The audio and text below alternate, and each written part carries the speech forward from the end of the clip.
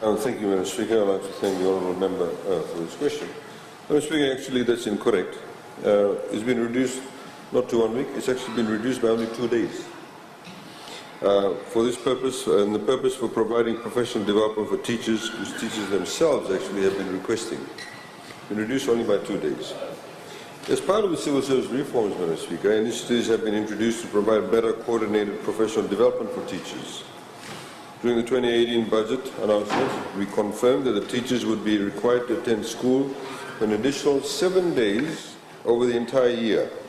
So 3 days before term 1 begins and 2 days before the terms 2 and 3. Professional development, Madam Speaker.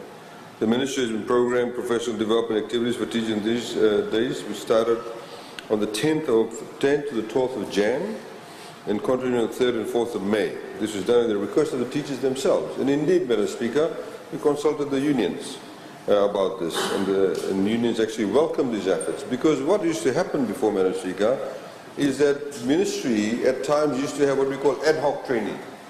So they may decide 1 month before or maybe a few weeks before and say, okay, this weekend we want all the teachers in Tailevu to come to some hall in Nasori and we'll do professional development.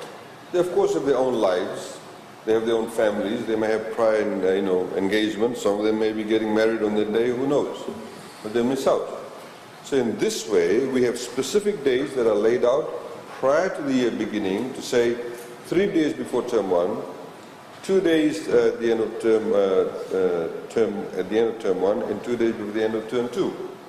Specific days for development, and of course, Madam Speaker, it means that there is focused programs, and we ask the Ministry of Education to then ensure that the programs that they have and conduct training on those days are specifically targeted. And that's what these days are for. So the Honourable Member is incorrect to say that the term 2 holidays actually have been reduced by 1 week.